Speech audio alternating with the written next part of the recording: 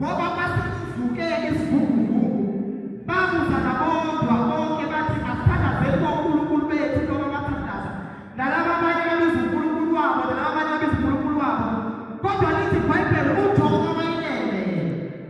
kulesitoko uJona kulele lithi iBhayibheli wagcina esile uJona ukuthi hayi yimi madoda uNkulunkulu bethangile Niniva mina ngayethakasisa siphakathi emkhunjini kodwa uJona kumele Niniva uJona ethakasise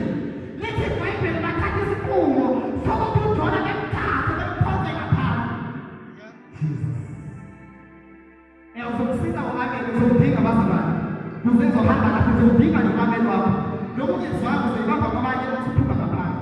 lithi iBhayibheli uma uJona bemphonsa uNkulunkulu waletha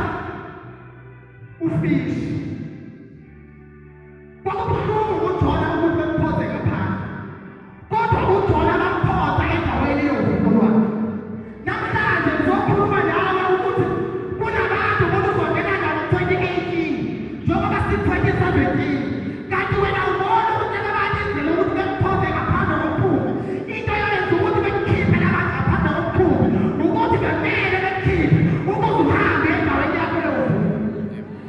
wena ngeke uyibone indawo yakho yovuko wena sisi uma usakazi ukuthi uhlale phakathi emkhunjini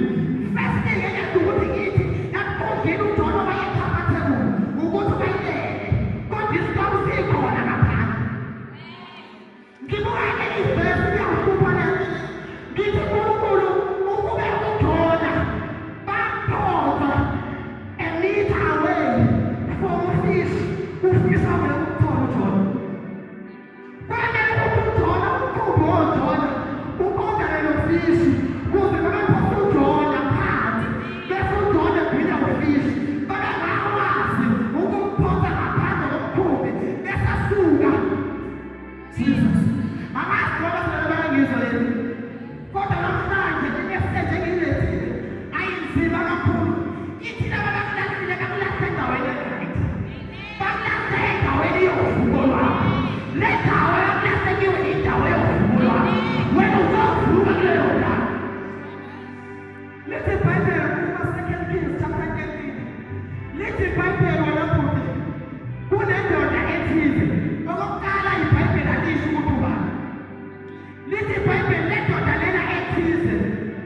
bathi besayindela